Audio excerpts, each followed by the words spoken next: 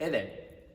We are so thankful that you're with us today, that you decided, hey, on a Wednesday night when I could literally be doing anything else because the service was canceled, that you said, hey, you know what I'm going to do? I'm going to go in and watch a video to try to grow spiritually. Here's the thing, this isn't about what we're going to say. This is about the time that you're going to take to invest in this. And so we hope that this is something that you get a lot out of.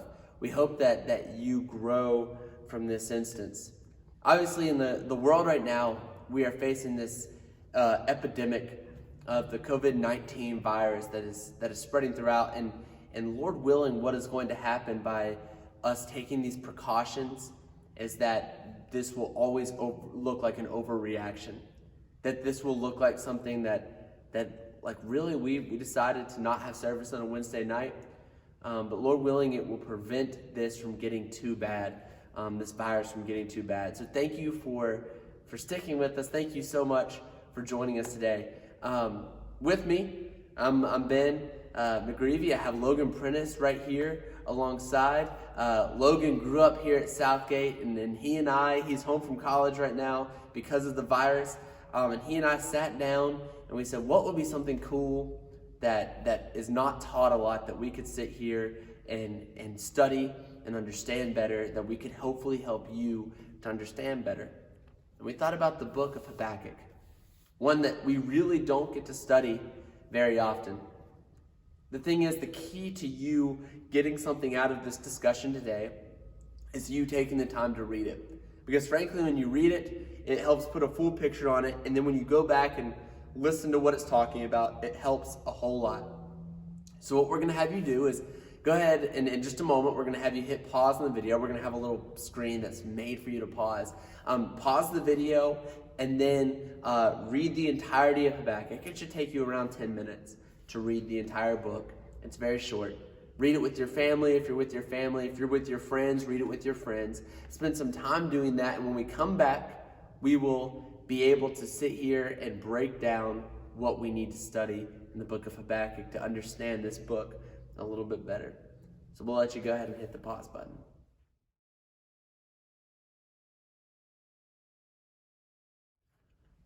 All right, you've just wrapped up reading Habakkuk in its entirety. If you're anything like me, the first time I read Habakkuk, you're out of your mind confused. You really have no idea what you just read. Well, thankfully, we're going to get to walk through this together and kind of figure it out with one another. In chapter 1, it starts out in verse 1 through 4, really, of Habakkuk saying this prayer to God. And he's sitting there and he's looking at God, and Israel is this evil nation at this point. They're doing a lot of things that are wrong. They've forgotten the law. They've forgotten all these different things. They're not following God anymore. They're looking at idolatry. They're really not living a life that reflects God. And so Habakkuk goes to God and he says this prayer and he says, Lord, how often do I have to pray until you listen to me? Lord, why is there so much violence? Why won't you stop this violence? He says, God, why are you allowing wrong to keep happening in this world? Why are you allowing your law to be powerless? Why aren't you allowing it to affect the people, the Israelites? He says, they're wicked surrounding us. Why are you allowing that to continue to happen? And he goes to God and says, Lord, I don't understand this. Can you explain it to me? And God responds in the most logical way possible by sending the Babylonians, its own evil nation, to come and take them into captivity. In God's all-knowingness and all-powerfulness, he decides that sending an even eviler nation that doesn't worship him to come and overtake his own people to try and ward off this evil. And it doesn't make sense to me. Maybe it doesn't make sense to you. But as we continue to look through this, we can kind of see where God's thinking is here. We can see in verse 5 that God sits here and he says, for I will work a work in your days, which you would not believe though it were told to you. That basically if we knew his plan, we wouldn't be able to understand it. And he sits here and he listens to Habakkuk's question, and he embraces the question and gives him a simple answer. He embraces this curiosity from Habakkuk that it shows that he really cares. And that's really the first step to really solving our problems in our lives, and Habakkuk solving this problem in his life, was that you have to care, and you have to try and find an answer. God sees Habakkuk's care, and he gives him this answer, even though it's not really the answer Habakkuk wants from him. God opens this door for Habakkuk to question him, and it's okay, because looking at it in its entirety, him asking this question, first off, shows that he cares, and continues to just show us that in reality, God knows more than we think he does. We then get to verse 12 of chapter 1. And we see Habakkuk upset. Wouldn't you be? You just prayed to God saying, Lord, why is this all happening? Why is there evil taking place? And God looks at you and says, you know what I'm going to do? I'm going to bring in an even more evil nation. How would you react? Probably a lot like Habakkuk. You would be upset. Habakkuk even goes and I hope this doesn't sound wrong. He almost says, wait a minute, God, do you not know who you are? He says in verse 13, you who are purer of eyes than to see evil and cannot look at wrong, why do you idly look at traitors and remain silent when the wicked swallows up the man more righteous than he? He says, God, you can't even look at sin. You have sin is not a part of who you are. Do you see who Babylon is? They have power. They treat it like deity. Look, God, they act like they're you with their power. They treat people like animals with how they put them in slavery. They beat them. They torture them. He says they devour other nations with bloodshed. Yet you're using these Babylonians? Here's the thing that Habakkuk didn't realize at that point, and something that we need to realize in our lives. When it comes down to it, God does not endorse evil. He uses the evil in the world for a greater good. Now that's a weird thing to say. It's a weird comment, yet here we are at this passage in Habakkuk, and God is using the Babylonians to help heal the Israelites. Here's the thing to know. God is not causing the evil.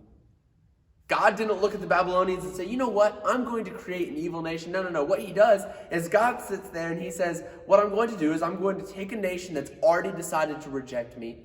A nation that says, that's not who I am. That's different. And they have chosen to not follow God. And he says, I'm going to use you for my mission, for my purpose. God is so powerful, he's able to use the evil for good. And then we get to the start of chapter 2. Habakkuk has said all these things. He said he's upset with God. He's said, God, I don't understand this. But he does acknowledge the fact that, hey, I know, God, that you're going to have an answer for me. I know that you're going to be able to look at me and say, this is what you need to do. And so he uses this illustration. He says, I will take my stand at my watchpost and station myself on the tower. He says, I'm going to take my stand. I'm going to station myself ready to look out for your answer, and I am excited to hear it. And he waits on a response. And the response that God gives him is 5 woes to these Babylonians that he's going to use to overtake his own nation. He starts off with the first 2 woes being about the oppressive injustice of the Babylonians, about how they use evil for their own gain. The third is going to be about their slave labor and how they can just mistreat these people who they should be counted as equals to themselves, but instead they place them on this lower place and use them as slaves. Number 4, about the irresponsible leadership within the country, how they give people drink and how they lead them in the wrong paths in ways that a country's leadership just shouldn't do. And the 5th is idolatry, which we know is an abomination to God and places man-made items on an equal level with the God the Father. It restates this point that really, even though God doesn't endorse this evil, he's not okay with this evil, but since it's in the world, he's going to use it for his own good. And this isn't unique to Babylon. Many other places, many other powerful civilizations in the world, in the history of the world, have used this exact same power for wrong. I'm sure the Israelites at this time were thinking of the Egyptians, that Moses had led them out of slavery from across the Red Sea with the help of God. And you see these people in the future called the Romans, using this exact same tactics, putting themselves higher than they should, placing people among themselves lower than they should, and using the same oppressive injustice to gain power. This was God's answer to Habakkuk, but not just for Habakkuk, for the nations that were going to come after him. We then get to chapter 3. We see Habakkuk is going to speak back to God. God has given him an answer.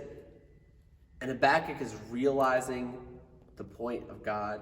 He's realizing why God is using the evil of the Babylonians for the greater good and honor of God. And what he does is in the beginning of chapter 3, is he begins to pray for mercy because he knew that Israel deserved every bit of wrath that God could throw on them.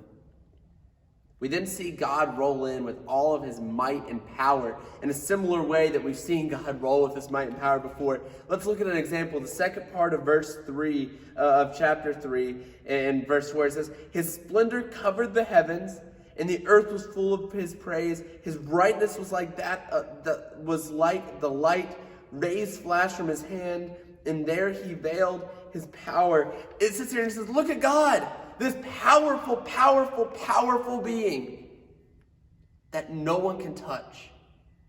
Remember when he helped the Israelites escape Egypt, like Logan mentioned a minute ago? Remember when he opened that Red Sea? Remember when the Egyptians went into the Red Sea in the chariot and he caused the Red Sea to fall? Remember how he led them around in a pillar of fire and a pillar of cloud? Remember all these things? He's doing it again with you. But like he said earlier, in ways that you want to believe, even though I'm telling you they're happening. In verse 12 and 16, we once again continue to see this image of God, just like he was in Egypt.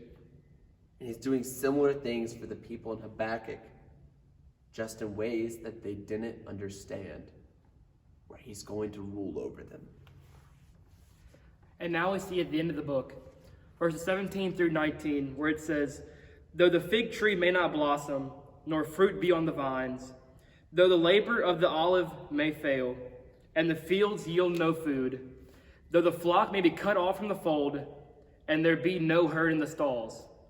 We see these items that aren't fulfilling their full purpose of being here on earth, and really they're quite useless.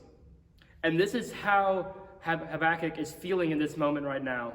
And he says, even though this is happening, I will rejoice in the Lord. I will joy in the God of my salvation. And it's interesting here that we see the word that he uses for God or Lord switches. For most of the book, he uses the word that we refer to as Jehovah, or the existing one. But for this second part of verse 18, where he's mentioning the God of his salvation, he uses the word Elohim, which flips from the existing one to more of a plural sense. It's a ruler, it's rulers, or judges, or gods.